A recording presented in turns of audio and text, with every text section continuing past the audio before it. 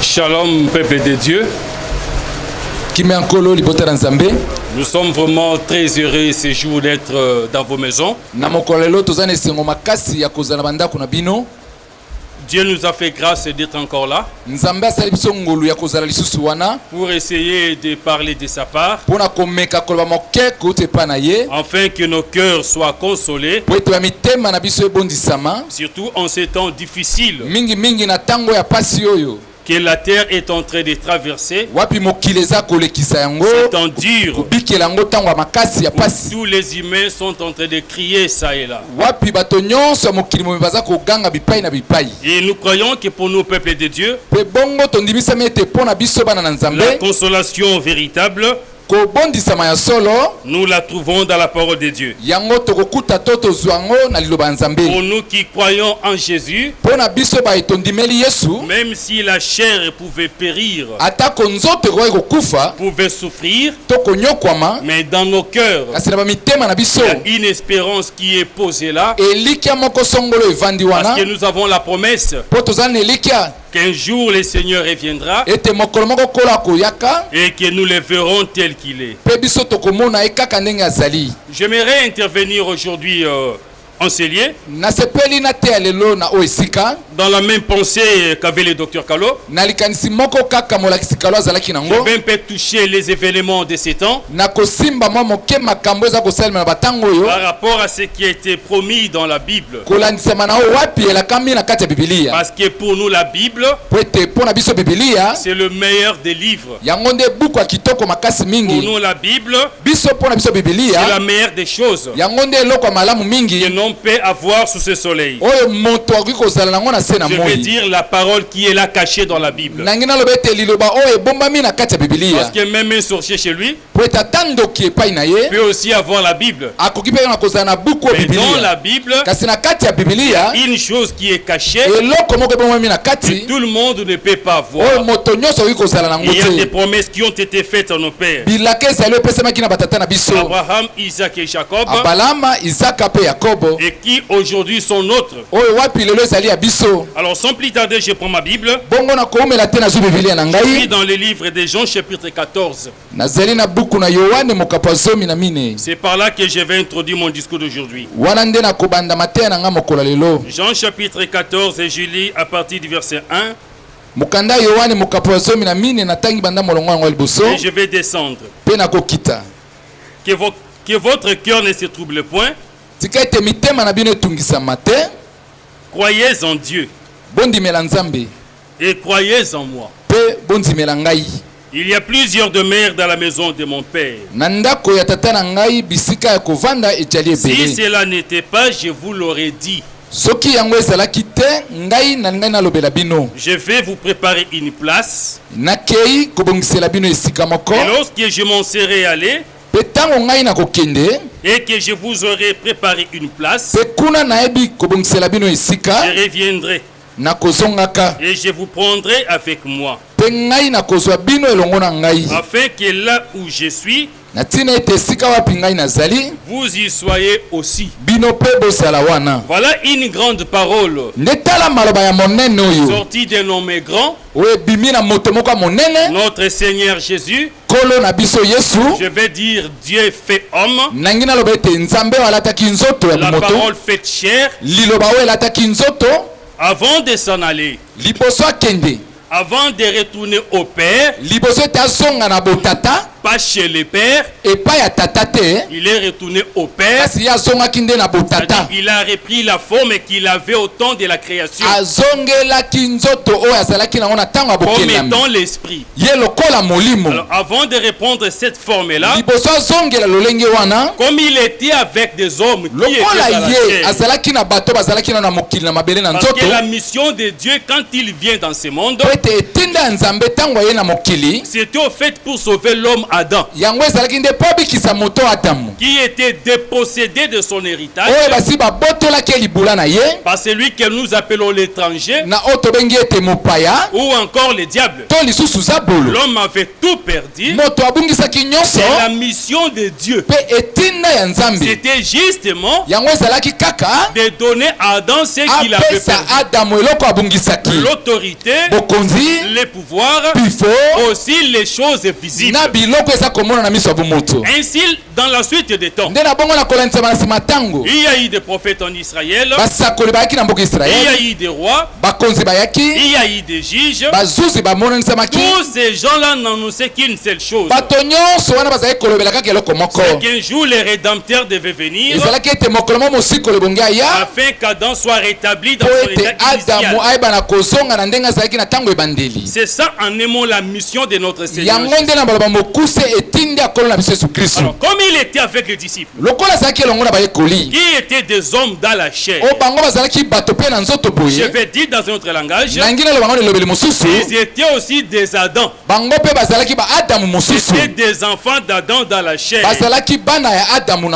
Sachant dès le commencement qu'ils étaient déjà dans l'adversité, parce que Satan était déjà descendu dans ce monde.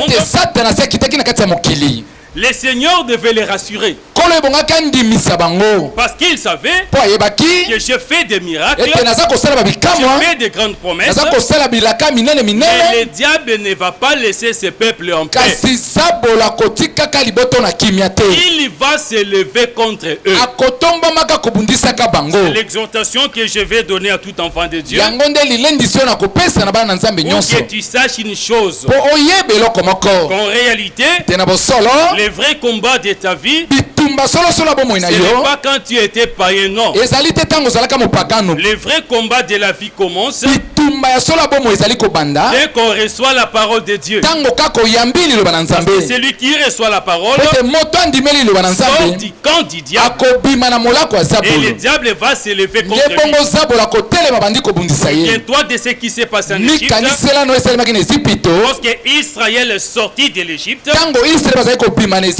Pharaon qui était sur le trône, jusque là, il n'avait pas pris un cheval. Mais dès que le peuple est sorti, il commença la marche.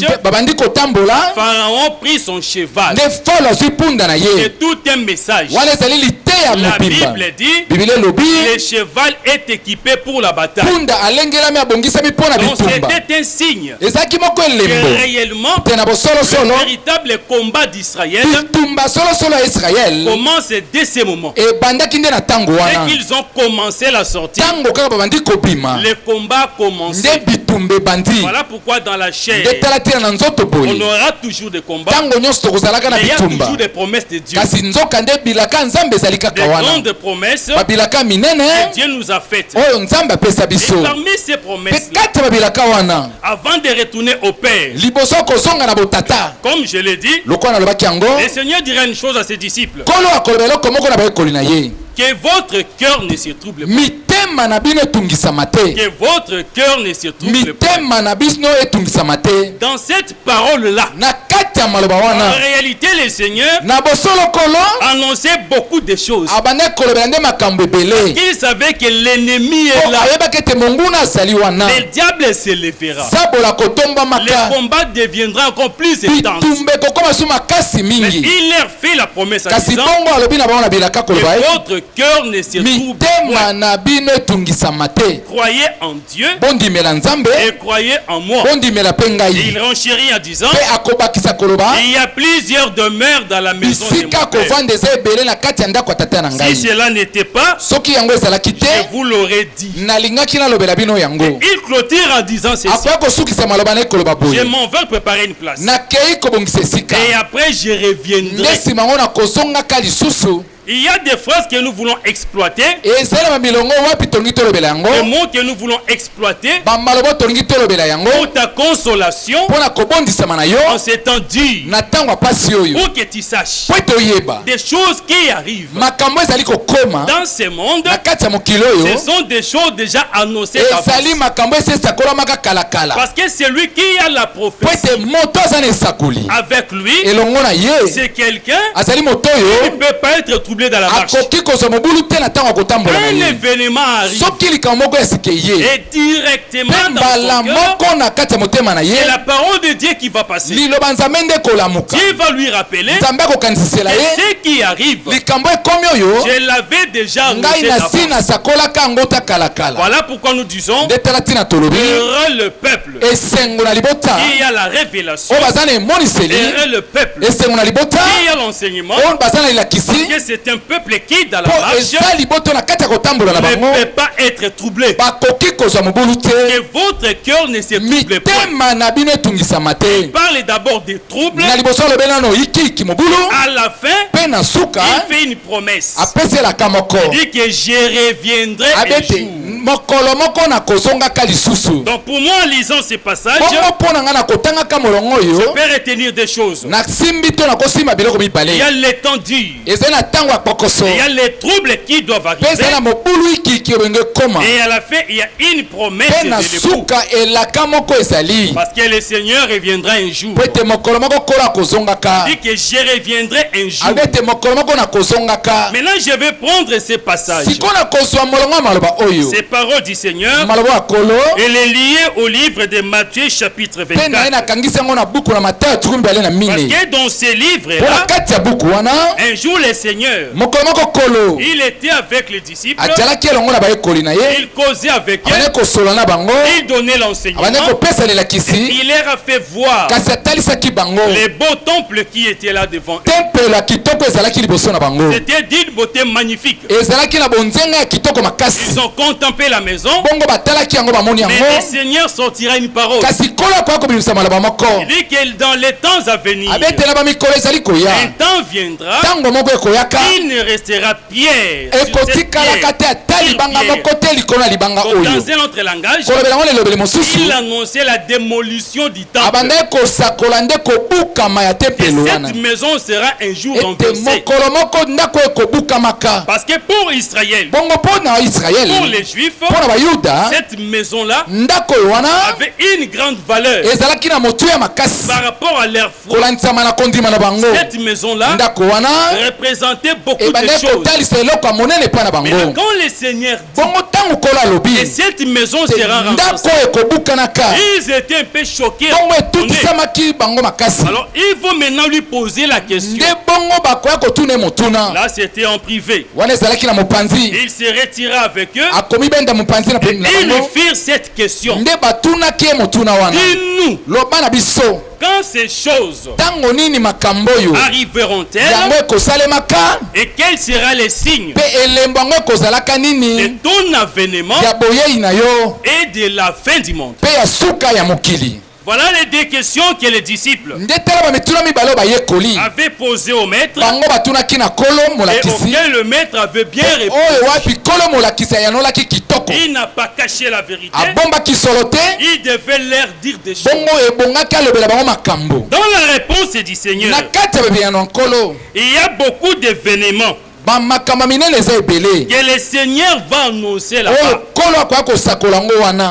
Beaucoup de choses qui devaient arriver dans la suite des temps.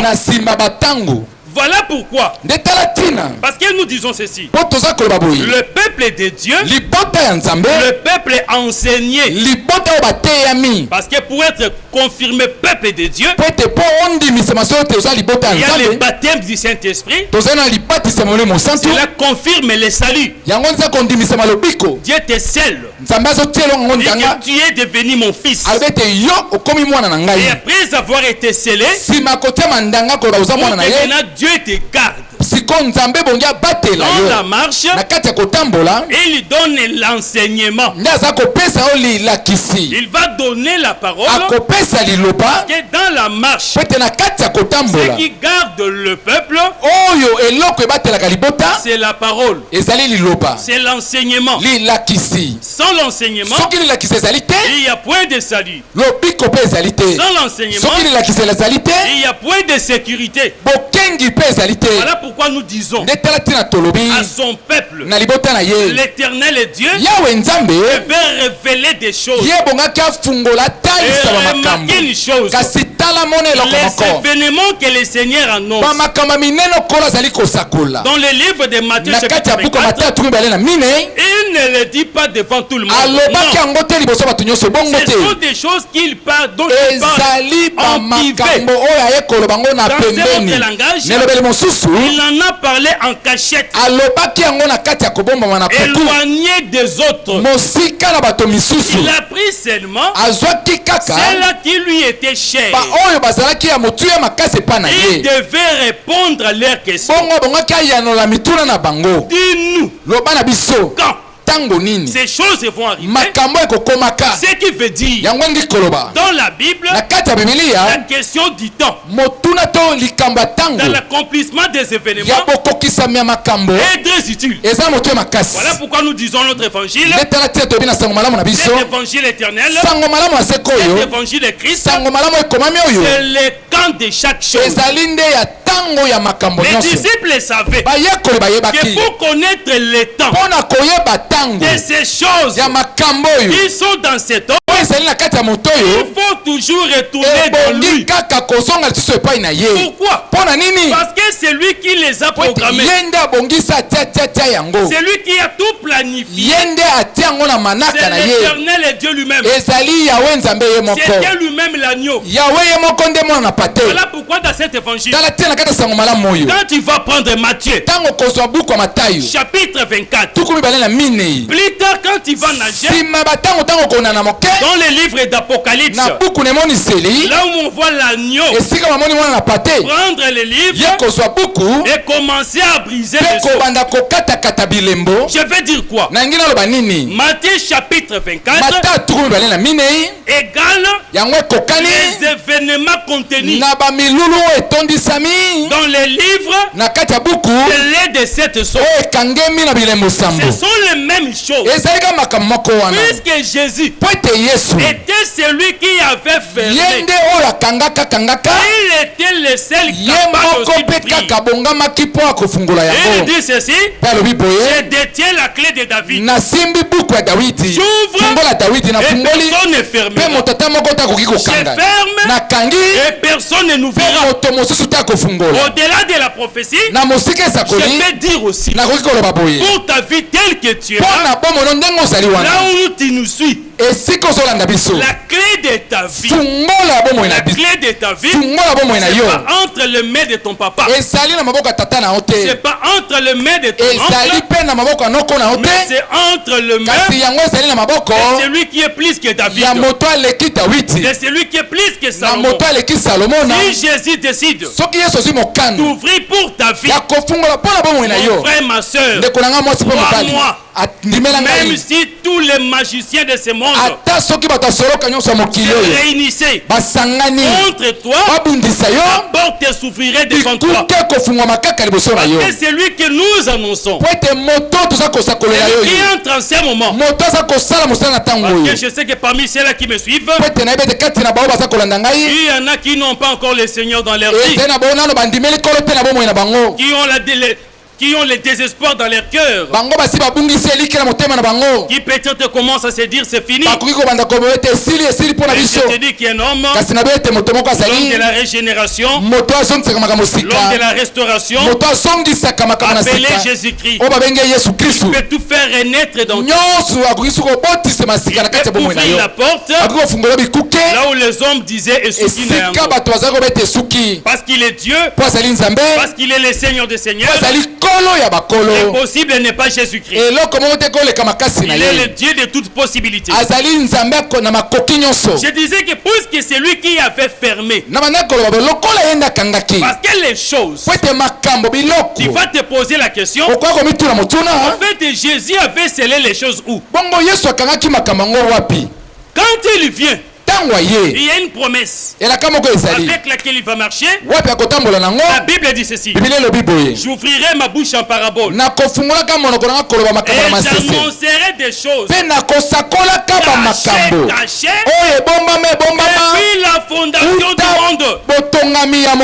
Au temps de la fondation, il n'était pas Dieu, il n'était pas deux, il n'était pas trois. La Bible dit: au commencement, Dieu créa les cieux et la terre. Donc c'est ce Dieu-là qui a créé les cieux et la terre. C'est des choses. Cacher la véritable pensée. C'est là qui cachait. C'est celui le Jésus. C'est Matthieu chapitre 20. C'est lui le Jésus qui dans le livre d'Apocalypse va prendre le livre pour l'ouvrir et en rompre les os. Voilà pourquoi Jésus, l'Éternel est Dieu, la parole faite chair, au jour de sa chair, il a cette facilité, cette possibilité d'annoncer des choses que l'oreille n'avait jamais entendues, que l'œil n'avait jamais vu, et des choses qui n'étaient pas montées à cœur, des choses qui étaient cachées, scellées en lui. Quand ces choses vont-elles arriver, et quels seront les signes de ton avènement et de la fin du monde? Parce que le Seigneur étant Dieu, il devait laisser des repères, des signes dans le temps, qui devait effectivement rassurer son peuple, son église, et cet homme est Dieu. Parce que des choses qu'il a dit sont en train de s'accomplir.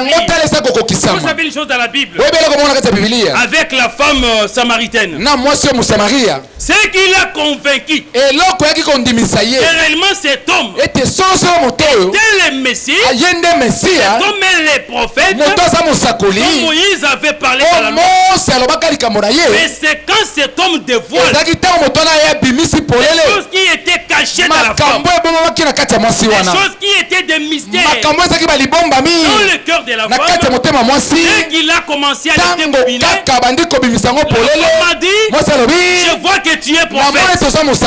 Oui, c'était vraiment un prophète.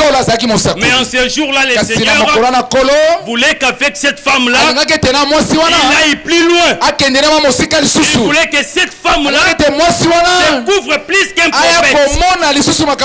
Le Seigneur a encore enfoncé. Il a encore enfoncé. Et la femme a dit: nous savons que le Messie viendra. Et quand le Messie viendra, il nous dira tout.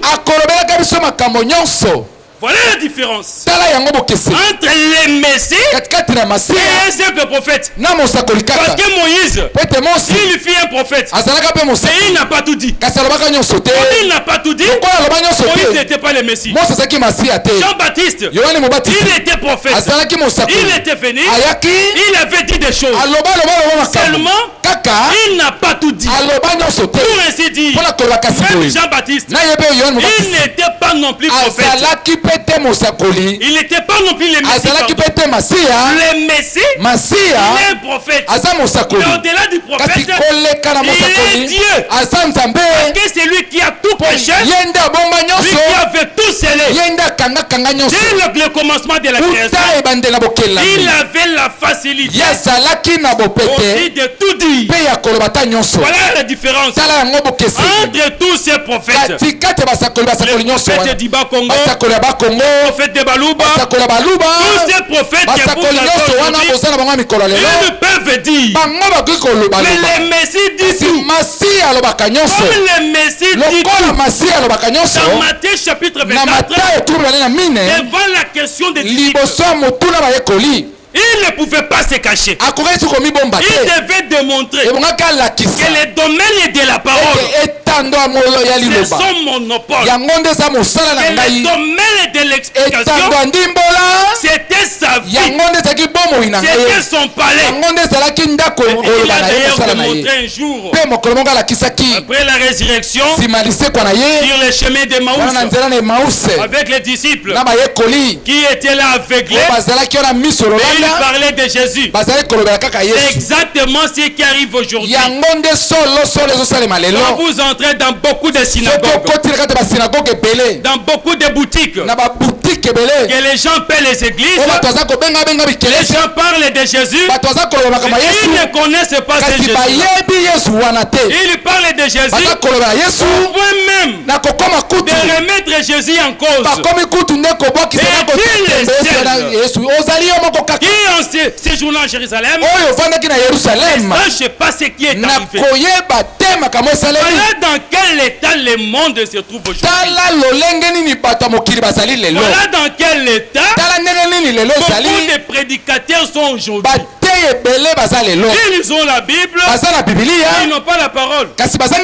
Vous savez, aux États-Unis, le président de la République, au moment de son investiture, il prête serment, il pose la main sur la Bible. Il a la main sur la Bible, mais la parole de Dieu n'est pas dans lui. La parole de Dieu, c'est autre chose. La parole de Dieu, c'est le souffle de Dieu. C'est ce qu'il a donné aux disciples. L'Écriture dit, il souffla sur eux. Il a transmis la capacité de comprendre les Écritures. Voilà pourquoi je disais, Jésus devait expliquer les temps. Il avait la maîtrise de nous. Quand est-ce que ces choses vont arriver? Parce qu'ils étaient convaincus que c'est lui qui connaît tout. C'est lui qui doit tout dire. Devant lui, le temps n'est pas un mystère. Oui, c'est ce que nous enseignons à l'église. Devant un prophète, le temps n'est pas un mystère. Les prophètes, il peut aller dans le passé. Il attend des choses. Dans le présent, il attend des choses. Dans l'avenir, il va encore écouter des choses. C'est ce que le Seigneur va dire à Jean. Sur l'île de Patmos, écrit des choses que tu as vues, celles qui sont et celles qui viendront dans l'avenir. Donc l'homme Jésus, il avait la maîtrise du camp. Parce que dans la prophétie, la plus dire des choses, c'est placer les événements dans le temps. Si les choses sont mal placées, cela va créer du trouble au peuple de Dieu. C'est comme aujourd'hui, le monde est en alerte. Les gens sont troublés parce qu'il y a une maladie, une pandémie qui est là déclarée dans le monde. Ça sème la mort, la terreur. Et il y en a qui disent, voilà ce que le Seigneur a promis. Il va frapper la terre. Le Seigneur a déjà commencé à frapper la terre. Ça c'est mal positionné. Une chose est dans les temps. Il y a des choses. Il est vrai comme je l'ai dit, que Satan est libre. Il travaille dans ce monde. Parce que je te dis, mon frère, le monde entier, tel que le monde est là, il est entre les mains du diable. Tel que le monde est là, il est sous la domination de l'ennemi. Tel que le monde est là, le diable, puisqu'il n'a pas un corps, le diable, puisque c'est un esprit, il travaille avec des hommes. Il utilise des corps humains. Souvenez-vous la première fois, lorsque Satan est descendu dans l'Éden, il était un esprit. Mais pour parler, pour travailler, il a pris un corps. Il est entré dans un corps. Appelé les serpents. La même chose là. Parce que Jésus aussi, quand il a regardé les hommes qui rejetaient la parole, il a dit race de vipères. Il les a traités de race. Mais la race est des vipères. C'est-à-dire des serpents. Pour ainsi dire, aujourd'hui encore, tel que le monde marche, si tu ne connais pas la marche du monde, je te dis que tu es un malheureux. Voilà pourquoi le peuple de Dieu, toi qui nous écoutes à la maison, tu es heureux, tu es béni. Parce que les choses que tu vas écouter, ce sont les choses que les grands de ce monde n'ont pas. Les grands qui gouvernent ce monde ne connaissent pas ces choses. Je veux dire quoi? En ces temps où nous sommes, tous les systèmes politiques du monde, c'est sous la domination du diable. Que tu le veuilles ou pas, le diable lui-même l'a dit devant le Seigneur. Matthieu chapitre 4. Il a dit au Seigneur, si tu te prosternes devant moi, je te donnerai la gloire de ce royaume, parce qu'elle m'a été donnée. Écoutez le Seigneur, devant les discours du diable, l'adversaire, l'étranger, Jésus n'a pas contesté le diable. C'est bien la Bible. Jésus n'a pas dit ce royaume ne t'appartient pas. Non. Il a plutôt dit, il est écrit, il ne t'enterrera pas le Seigneur ton Dieu. Dans un autre langage, en ce qui concerne le règne sur le monde, Jésus a reconnu cela. Le monde est sous l'emprise du diable. Le système politique mondial, c'est conduit par le diable. Les grands de ce monde, parce que la Bible parle d'eux, les grands de la terre, les gens qui réfléchissent. Parce que je disais, comme le diable n'a pas un corps, il va se servir de ces gens-là, des hommes intouchables dans ce monde, les gens qui pensent, qui font des projections pour la marche de la terre. Après 20 ans, après 50 ans, après 100 ans, ces gens-là existent dans ce monde. Et ce sont ces gens-là qui sont dans le système politique. Supportez-moi. Dieu ne peut pas régner dans ce monde. Dieu ne peut pas dominer dans ce monde si tu ne te prosternes pas devant lui. Parce que c'est le temps qui lui est donné. Voilà comment est-ce que le diable a le pouvoir, a des capacités de troubler même les peuples, de troubler les habitants de la terre. Parce que dans le diable, je veux dire, il n'y a rien de bon. Dans le diable, il n'y a que du mal. Dans le diable, il n'y a que du mensonge. Dans le diable, il n'y a que la mort qui habite dans lui. Voilà pourquoi nous avons tous ces événements qui arrivent dans ce monde actuellement. Je vous dis une chose, les grands de ce monde savent ce qui se passe. Les grands de la terre ont déjà tout arrêté quelque part. Et l'éternel Dieu est en train de le regarder. Mais si toi tu n'as pas la connaissance, tu peux te dire, voilà les choses que Dieu a fait pour nous. Parce que l'éternel Dieu a un principe. Il a un principe dans la Bible. C'est dans le livre de Apocalypse, chapitre 3, Je lis le verset 10e. Natangi molongo nango ya zomi. Apocalypse chapitre 3. Voilà, je lis le verset 10e.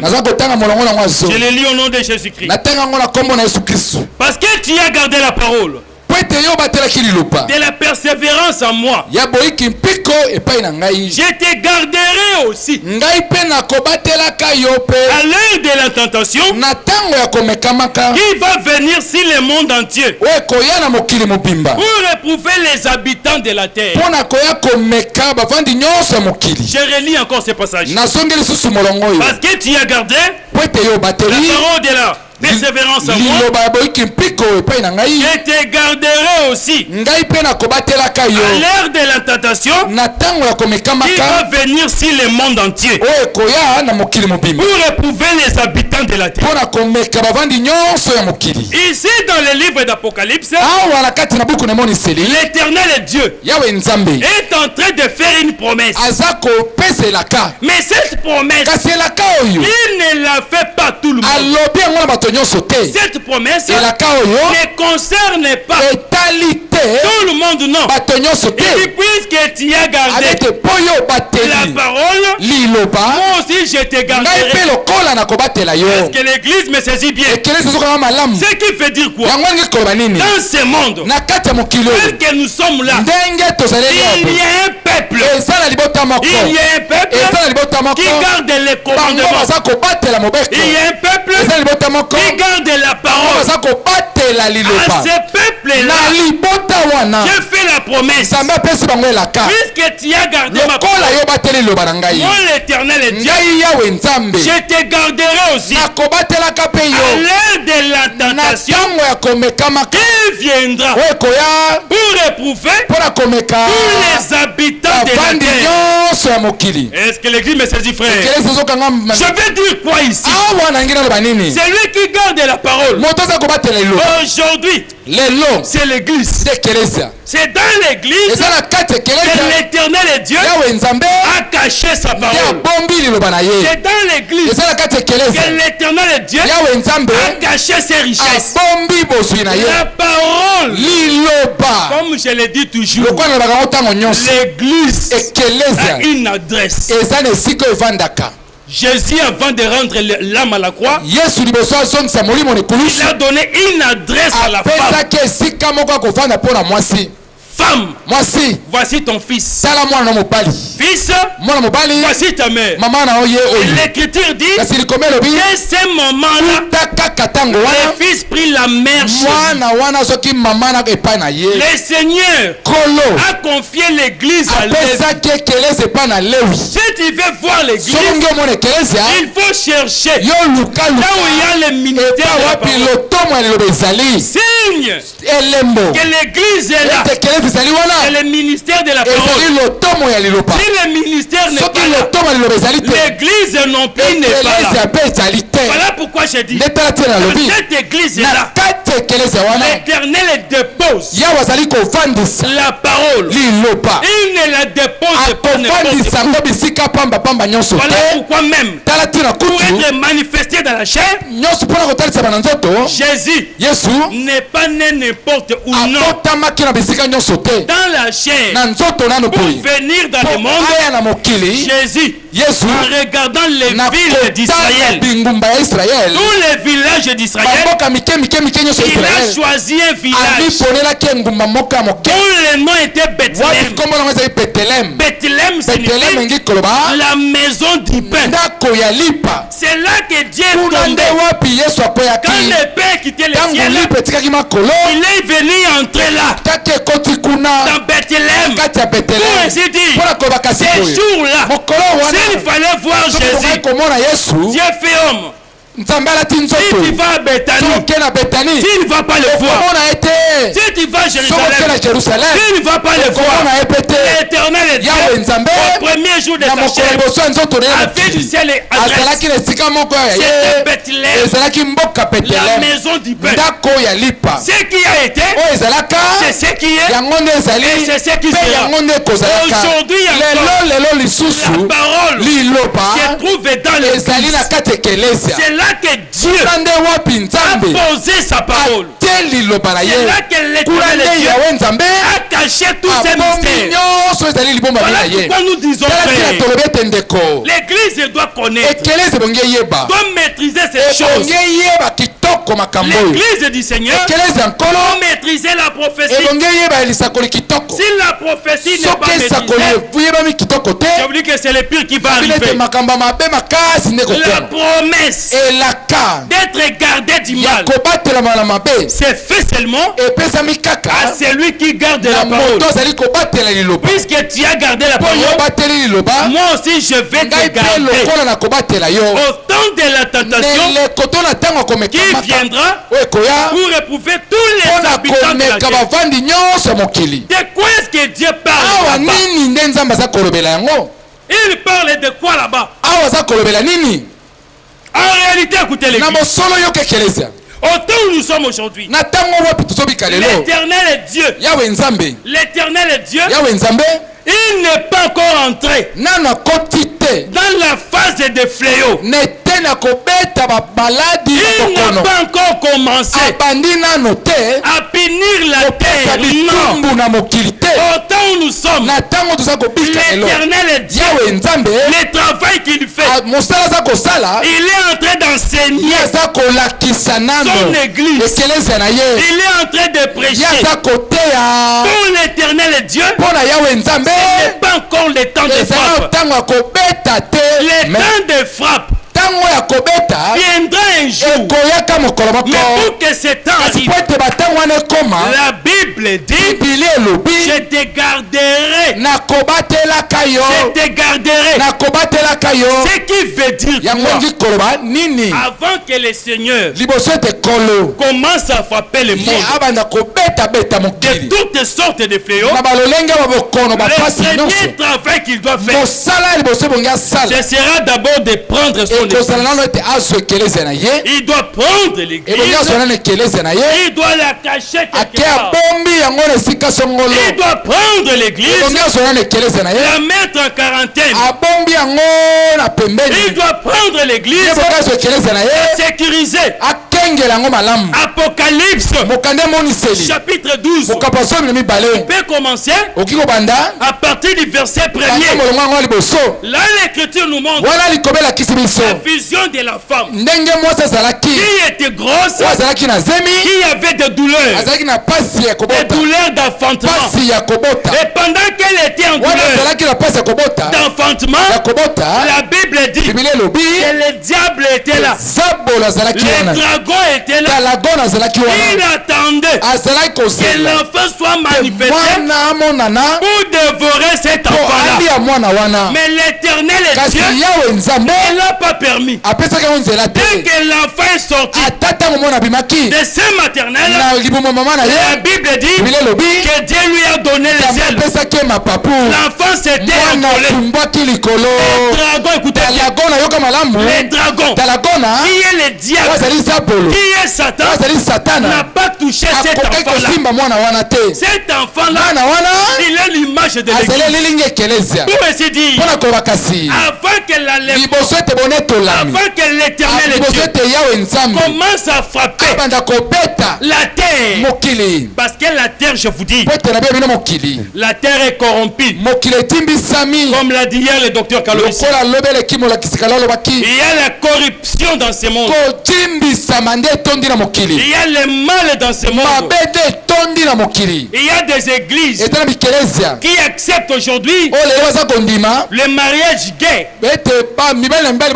Il y a des pasteurs qui se marient aujourd'hui dans le monde. C'est cette corruption-là la Bible parle. Aujourd'hui dans le monde, il y a des églises qui pour devenir pasteur, ministre de Dieu, on t'impose la loi et tu dois rester célibataire. Tu ne dois pas te marier.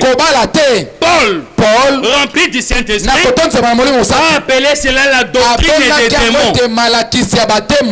Un homme doit se marier. C'est ce que d'ailleurs Dieu a dit. Il n'est pas bon que l'homme soit seul. Faisons-nous une heure de semblance. Maintenant, remarquez comment le diable agit. Parce que l'œuvre de l'antichrist, c'est quoi? C'est anti-parole. Maintenant, quand le diable vient, oui, il dit non, moi je dis, je vois qu'il est bon, et l'homme ne se marie pas. C'est ça l'œuvre de l'antichrist. Quand tu vois une telle doctrine, comprends que le diable a son siège là-bas. Oh non, tu vois, si tu es marié, tu ne seras pas bon serviteur de Dieu. Et ça, le Kuta. Adam était un pasteur. C'est le tout premier pasteur au monde. Mais il était marié. Et Dieu ne l'a jamais condamné. Amen. Voilà pourquoi nous exhortons nos frères qui se réfugient dans ces lieux-là de se marier librement. Le mariage, c'est une bonne chose. C'est Dieu qui l'a créé. Tu vas briller en vain. Dieu, avec la Bible, te dit marie-toi. Et Paul encore dit, je veux que les jeunes se marient. Mais quand l'antiparole vient, il change. Il dit non. Il dit non. Homme reste célibataire. Ça c'est l'œuvre de l'antichrist. Voilà pourquoi nous disons, la terre est corrompue. Autant où nous sommes, tout ce qui est parole, tout ce qui est loi, posé par Dieu, le diable est en train de changer. C'est ça la corruption qui était arrivée avant les déluges avec Noé. Avant les déluges, il y a d'abord eu la corruption, la perfection des règles établies par Dieu. Ce sont les choses qui arrivent encore aujourd'hui. Ce ne sont que des signes. Ce ne sont que des signes qui nous rassurent. La prophétie est vraie. Et le diable est libre. Le diable est en train de travailler. Voilà comment il est en train de troubler le monde.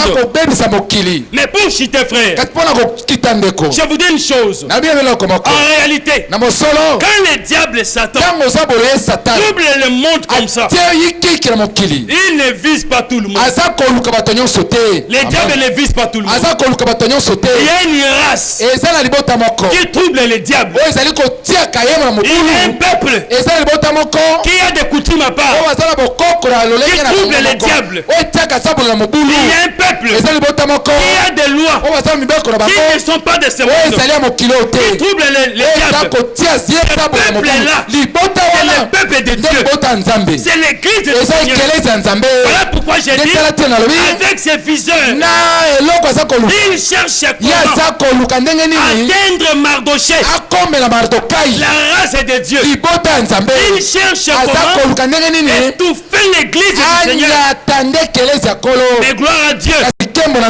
Que toi, qui à Jésus, tu es visible dans la chair. Je te dis une chose. En réalité, il n'est pas là. Dès que tu as crié en Jésus, ton esprit est gardé dans un lieu où la main du diable ne peut jamais arriver.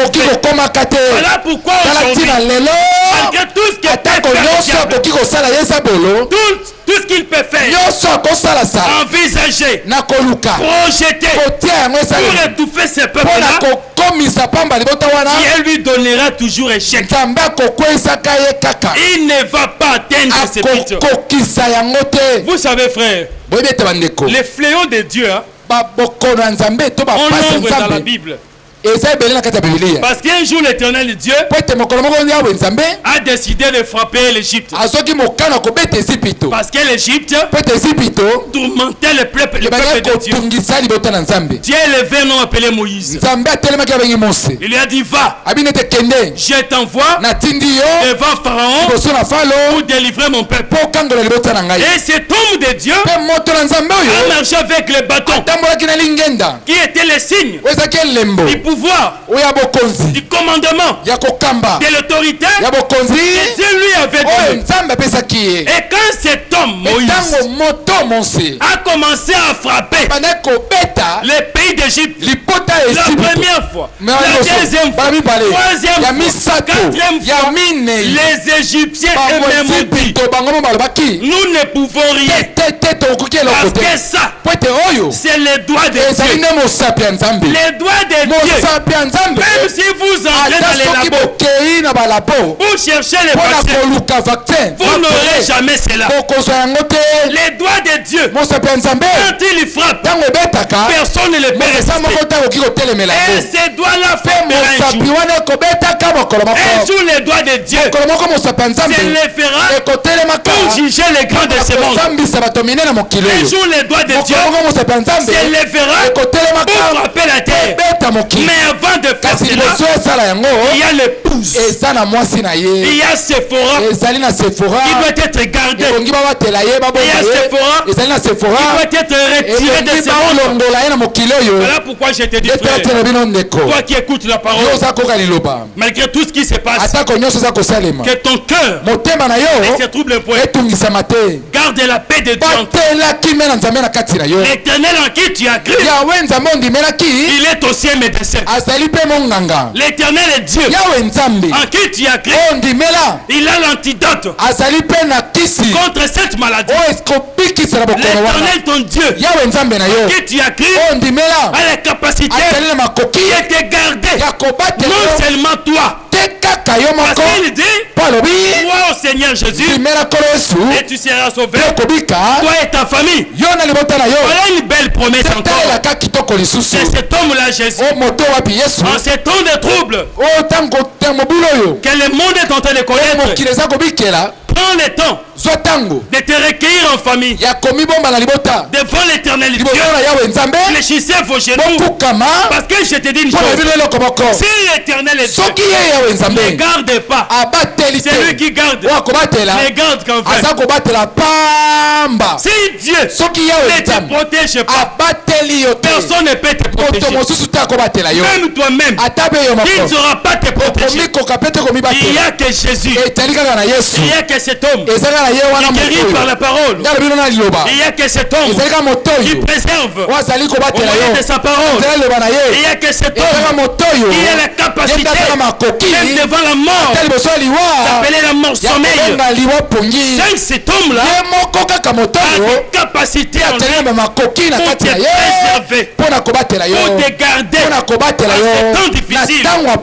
Et nous croyons, frère, que puisque cette chose vient des ténèbres, des grands de ce monde, l'Éternel Dieu mettra fin à cela, qu'il ne fera pas que le diable se voie que non, il est au top. Non, l'Éternel Dieu laisse au diable le temps de travailler, mais il lui met des bornes. Vous savez pourquoi? Parce que toi, l'église, tu es là. Parce que tu es dans ce monde, parce que tu marches encore. Je te dis une chose, Satan n'est pas totalement libre. Les démons ne sont pas totalement libres à cause de notre présence. Notre présence est un obstacle au plan du monde des ténèbres. Si ce monde continue encore à avoir la paix, ce n'est pas à cause des armes. Non, frère, puisque nous, le peuple élu, c'est parce que toi, Jésus, il est encore dans ce monde. Mais quand le Seigneur te prendra, ce monde va entrer dans les troubles. Dis-nous quand cela arrivera. Et je pense que Dieu voulant, cela fera la deuxième partie de nos interventions ici. Quand ces choses arriveront, ils ont aussi demandé les signes. Dis-nous les signes de ton avènement, de ton élévation à cette dignité suprême. Quel sera ce signe-là? Parce que nous croyons qu'un jour notre Seigneur viendra. Mais je vais cependant, avant de nous quitter, parce que je te dis que mon Jésus, non seulement qu'il sauve l'esprit, même le corps il peut aussi le guérir. Je veux qu'ensemble nous puissions nous recueillir devant les saints d'Israël et nous puissions évoquer le nom de ce Dieu. Parce que c'est un Dieu fort, c'est un Dieu puissant, c'est un Dieu grand. Il est plus que les médicaments que le monde est en train de chercher. Je ne suis pas contre les recherches scientifiques. Je ne suis pas contre la médecine. Mais je dis seulement Jésus-Christ est plus que la médecine de ce monde. Voilà, on va prier ensemble. Éternel Dieu véritable, devant toi Jésus, l'impossible n'a jamais existé. Et même les hasards Yahweh n'a jamais existé devant toi. Selon qu'il est écrit dans ta parole, il dira qu'une chose arrive sans que l'éternel Dieu soit l'auteur. Éternel mon Dieu mon roi, autrefois pour ton peuple, quand tu as permis l'esclavage, il savait qu'un jour tu allais envoyer un libérateur. Éternel mon Dieu mon roi, lève ta puissante main Jésus pour tous ces peuples qui ont reçu ta parole. Moi je dis mon Dieu, ils ont reçu les libérateurs dans leur vie. Ils ont reçu les grands médecins dans leur vie. Ils ont reçu les vrais vaccins dans leur vie. Pour tous ceux qui ont accepté ta parole, lève ta puissante main. Soit leur sécurité, soit leur refuge, soit leur abri, mon Dieu, mon roi. Que les mal ne puissent pas les atteindre. Que leur maison, Yahweh, soit sécurisée. Que nos familles, Jésus, soient sécurisées. Oui, éternel, mon Dieu, mon roi. Nous demandons ta faveur sur ce pays, Yahweh, où tu nous as placés, Saint-Israël. Nous te demandons, Jésus, de repousser ces fléaux. Nous te demandons cela. Nous savons, Yahweh, avec toi, impossible devient possible, éternel. Glorifie l'œuvre de la croix. Au nom puissant, merveilleux et précieux de Jésus-Christ, nous disons ensemble Amen. On va acclamer pour le roi de On va acclamer pour le Seigneur des Seigneurs. Que le Dieu de paix vous bénisse au nom de Jésus-Christ. Amen.